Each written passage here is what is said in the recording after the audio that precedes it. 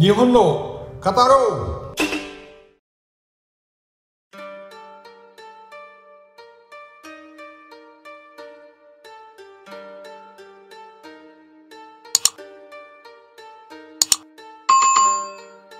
Sahabat senpai, apa kabar? Jumpa lagi dengan saya, Yusron Izzah. Begini, sahabat, saya baru saja tadi baca berita, saya terkejut sekali bahwa harga mie instan itu dalam waktu dekat mungkin akan naik 3 kali lipat. Ini suatu kejutan yang luar biasa, karena kalau mie instan naik sebegitu, bagaimana yang lainnya gitu. Nah, ini memang cerita yang bisa luas sekali. Nah, mengapa? Katanya ini dampak perang Ukraina dengan Rusia. Jadi gandum atau terigu itu terhalang dan seterusnya. Bahkan walaupun saya tidak singgung lebih ini, pasokan bahan bakar pun juga begitu. Nah, pertanyaannya itu, kalau seandainya ini perang Ukraina itu terjadi di Asia Timur, termasuk Asia Tenggara atau di Laut Cina Selatan, bagaimana dampaknya terhadap kita? Ini tentu akan lebih luar biasa lagi, karena banyak analisa yang mengatakan bahwa apabila terjadi perang di Laut Cina Selatan itu, dampaknya itu jauh lebih dahsyat dari apa yang terjadi di Ukraina itu.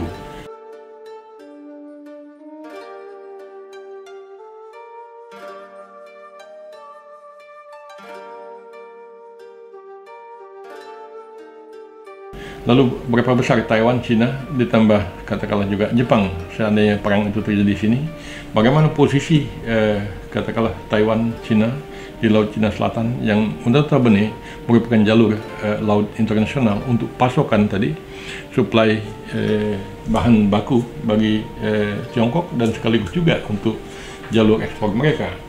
Nah, belum lagi persoalan bahwa Taiwan itu adalah negara produsen semikonduktor terbesar di dunia.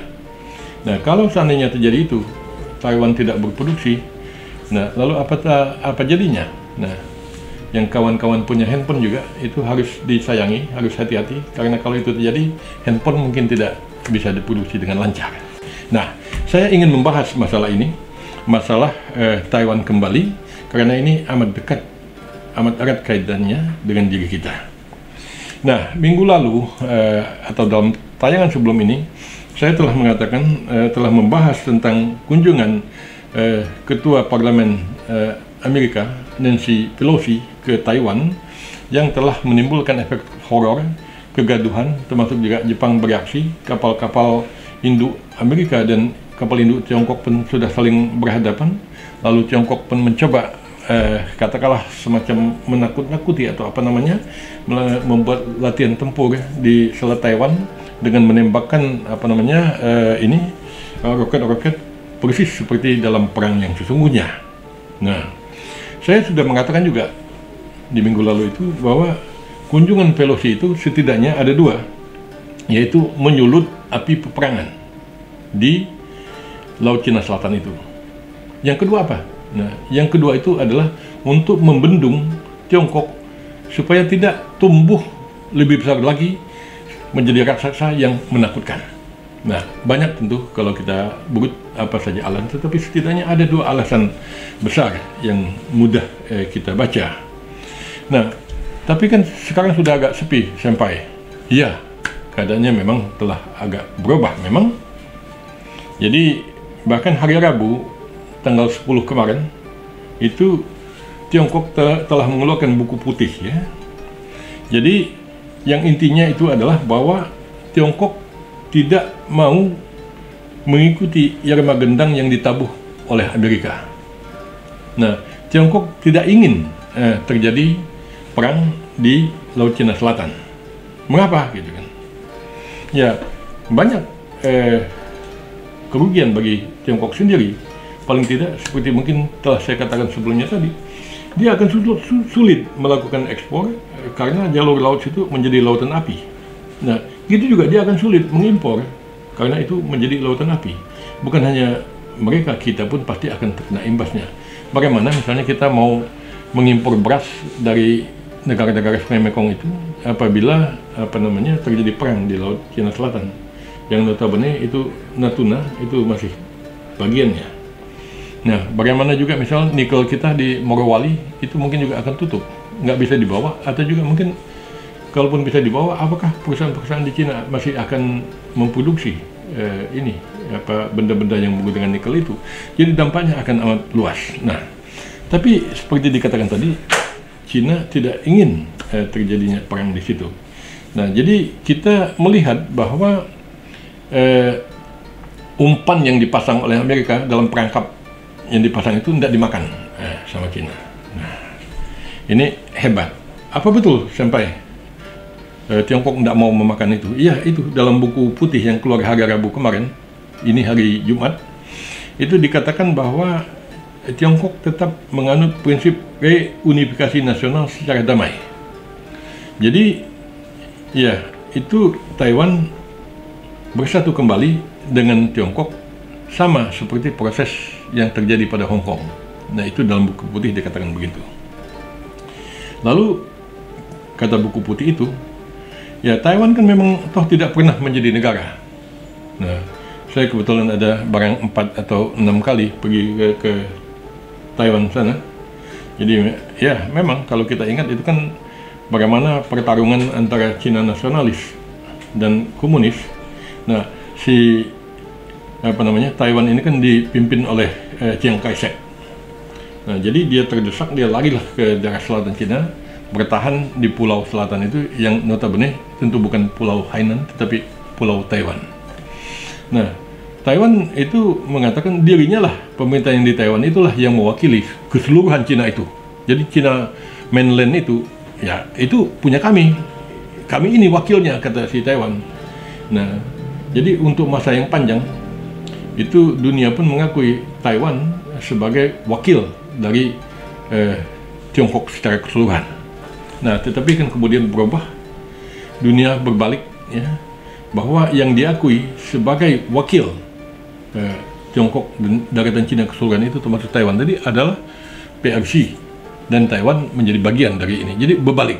Nah, jadi saya lihat bahwa kalau dalam buku putih itu dikatakan Taiwan tidak pernah menjadi negara, iya memang tidak pernah, karena Taiwan mengatakan ya semuanya termasuk daratan Cina sampai ke Peking itu negara kami. Ya, tetapi kan dia kalah kekuatan. Jadi itu yang nyatanya di lapangan. Nah, lalu kemudian juga kata buku putih itu dasar hukumnya jelas, resolusi PBB nomor 2578, yaitu tentang One China Policy. Nah, itu dasar hukumnya. Nah, jadi tidak ada dua Cina itu, kata dia. Nah, lalu apa lagi yang ditawarkan? Ya, karena tadi mereka tidak mau mengambil dengan paksa, tetapi seperti dikatakan tadi adalah reunifikasi nasional secara damai, maka tawaran dari pihak Tiongkok adalah satu negara dengan dua sistem. Jadi Taiwan menjadi bagian atau ya bagianlah dari China secara keseluruhan, tapi sistem yang dianut di sana tetaplah beda daripada yang ada di China mainland itu. Nah, jadi dari buku putih itu tentu masih panjang cerita buku putih itu, tapi beberapa poin itu terlihat bahwa Tiongkok ya tidak ingin terjadinya perang di sana gitu. Nah, kerugian sudah saya katakan tadi, mereka akan rugi. Dampak terhadap dunia juga akan besar sekali. Nah, lalu kalau begitu sampai Ibu Pelosi gagal ya pergi ke sana. Nah, kalau dibilang gagal, jawab saya tidak. Loh, kenapa sampai kok tidak gagal? Nah, ini jadi sesuai dengan data yang baru saja muncul, baik tadi buku putih Cina yang baru keluar hari Rabu, nah maupun juga kemarin ya termasuk pidato PM Kishida dalam memperingati bom atom di Hiroshima misalnya. Jadi ada beberapa data-data baru. Nah, dari beberapa data baru itu terlihat, oh kalau begini maka begini arahnya. Nah, jadi apa itu sampai? Ya ternyata memang langkah Pelosi itu ada, dia mempunyai target ganda. Nah, jadi tadi bahwa perangkap mereka tidak dimakan oleh Tiongkok, tidak gagal, mereka tetap berhasil di target yang satunya. Nah, boleh saya katakan bahwa Amerika dan Jepang saat ini menikmati dan juga akan menikmati keuntungan dari perjalanan Pelosi yang telah menimbulkan kegaduhan tadi. Loh, hebat sekali kalau begitu, sampai gimana penjelasannya begitu. Nah, disinilah kita perlu bercerita tentang tentang masalah ini.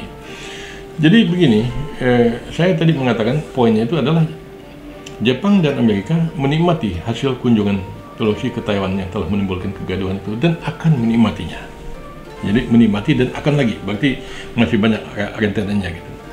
Nah, apa sampai gitu. Nah, jadi begini, saya mau cerita begini. Saya datang ke Jepang itu tahun 90, belajar bahasa Jepang dan budaya Jepang 2 tahun, kemudian saya masuk kuliah S2, lalu S3. Nah, saya belajar politik ekonomi internasional, karena ada politik tentulah kita belajar juga masalah politik ekonomi, ya kita belajar politik. Apa di situ? Nah, ini si kuliah dasar di Jepang sana. Itu ada kata yang mungkin di luar negeri kurang begitu dikenal, tapi di Jepang amat populer. Itu dikatakan sebagai istilah yang disebut sebagai gai atsu. Gai itu artinya luar, atsu itu tekanan. Jadi luar tekanan luar. Bahasa Jepang itu terbalik. Jadi kalau orang bule orang itu, jadi modelnya begitu. Jadi tekanan luar tekanan. Nah, itu gai atsu. Nanti saya akan coba insert kanjinya. Ini kanji gai atsu itu. Apa itu sampai? Nah, jadi untuk masa yang lama, zaman sejak saya tadi baru kuliah tingkat 1 DS2, mungkin tahun 92 begitu. Tapi saya belajar bahasa Jepang dan budaya Jepang. Itu masalah gai atsu itu sudah ngetop sekali. Jadi pemerintah Jepang sering sekali mengalami kesulitan dalam membuat keputusan. Rakyatnya menentang, menolak dan sebagainya. Nah, biasanya dalam hal begitu, pemerintah Jepang itu memerlukan adanya tekanan dari luar. Nah, karena tekanan faktor luar, pada akhirnya rakyat Jepang tidak punya pilihan lain kecuali menerima. Shoganai itu, shikataganai kata Jepang. Apa boleh buat kalau lo maksudnya? Ya udah, akhirnya dia menerima. Nah, itu saya bahkan menduga kuat bahwa ya tadi sasaran target ganda Madam Pelosi ini ya memang ada semacam itu, ada 2. Jangan-jangan memang dari awal mereka sudah menghitung Cina atau Tiongkok tidak akan memakan umpan yang kita taruh di perangkap ini. Tapi kalau nggak dimakannya pun kita masih untung gitu. Nah, apa untungnya? Nah tadi. Nah, jadi dengan adanya masalah Taiwan itu, rakyat Jepang bereaksi. Nah, bahkan sebelum munculnya masalah Taiwan, dengan katakanlah tadi Amerika menghayu-hayukan, barangkali begitu dapat dikatakan menghayu-hayukan Ukraina untuk masuk NATO, yang kemudian digebuk sama Soviet, itu rakyat Jepang juga sudah mulai melihat, wah keadaan ternyata begini ya gitu. Nah, dengan ditambah oleh kasus Taiwan tadi, itu mereka betul-betul memiliki kesadaran tentang masalah keamanan nasional mereka. Nah, jadi tadi juga saya menemukan sumber dari Voice of America. Ada analis Jepang namanya Tetsuo Kotani dari Meikei University. Itu mengatakan bahwa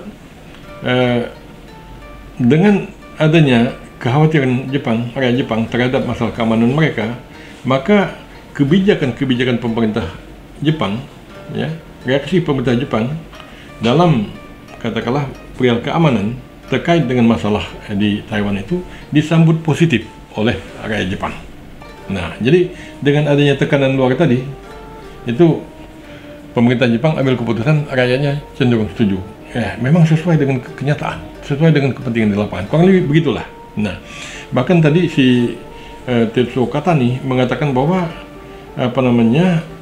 persepsi rakyat Jepang terhadap keamanan nasional itu berubah drastis. Nah, berkat tekanan luar tadi, ini sebuah keuntungan yang dinikmati oleh Jepang. Lalu bagaimana lagi sampai gitu? Ya, tentu Jepang, ya, kebijakan Jepang untuk mengamandemen konstitusi itu akan semakin dimuluskan oleh situasi ini. Apalagi sampai gitu kan? Nah, Jepang ada rencana untuk menaikkan anggaran pertahanannya itu menjadi sekitar 2%. Nah itu kalau 2% itu saya kira seperberapa besar sekali itu dari GDP kita. Jadi luar biasa sekali. Nah dengan adanya katakanlah dukungan-dukungan rakyat tadi untuk amandemen konstitusi, untuk meningkatkan biaya pertahanan. Nah, ini akan semakin memuluskan Jepang untuk membangun kekuatan militernya. Kita pantas mencatat misalnya pada tahun 2015 saat undang-undang pertahanan itu di amandemen, itu masih ribut, walaupun tetap jalan saja itu, bahwa pada saat itu dikatakan Jepang itu berhak untuk melakukan pertempuran di luar wilayahnya. Jadi Jepang bisa melakukan ofensif, menyerang gitu, dengan catatan apabila dirinya atau sekutunya itu diserang oleh negara luar. Nah, tapi saat itu masih agak sulit, nggak ada suatu alasan yang amat kuat. Tapi kalau sekarang ini jelas sekali karena ketakutan tadi melihat situasi yang terjadi di Ukraina, lalu juga yang terjadi di Taiwan itu sendiri, maka apa yang terjadi, yang ditempuh oleh pemerintah Jepang itu atau yang akan ditempuh itu cenderung diterima atau disetujui oleh rakyatnya. Nah, kalau begitu, kalau Jepang itu dapat membangun kekuatan militernya, dapat menginikan anggarannya, keuntungan bersama antara Jepang dengan Amerika itu adalah burden sharing, ya, saling bagi-bagi beban di dalam mengamankan Laut Cina Selatan itu dapat terlaksana secara lebih baik. Nah, jadi Amerika untung. Nah, yang saya kagumi itu adalah bahwa apabila ternyata langkah Madam Pelosi ini bagian atau menyatu dengan kebijakan Amerika di Ukraina itu, maka strategi Amerika itu luar biasa. Jadi bagaimana caranya agar Jepang dapat mengamandemen konstitusinya, bagaimana caranya Jepang agar tadi dapat meningkatkan anggaran pertahanannya, ya getok saja si Ukraina, getok saja Taiwan. Kalau memang itu, maka suka tidak suka kita harus mengagumi, ya, kehebatan diplomasi Amerika itu.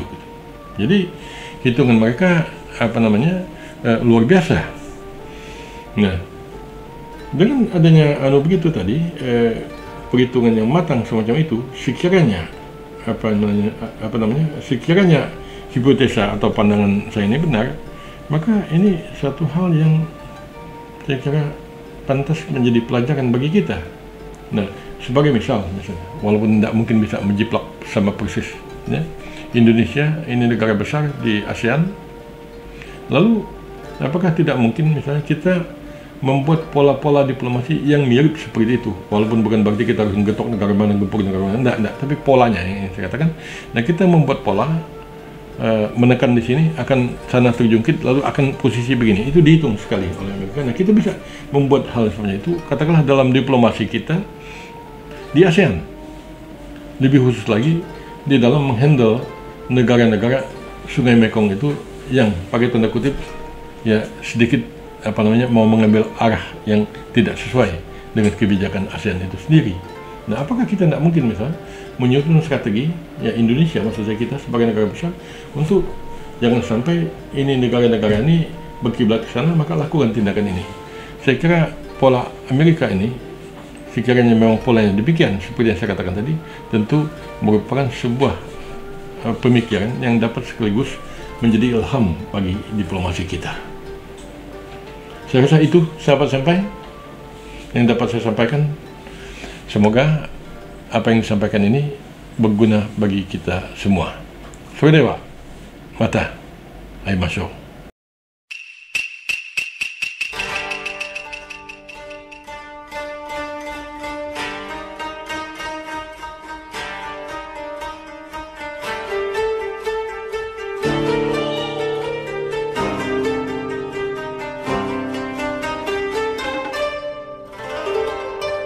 Nihon no Kataro!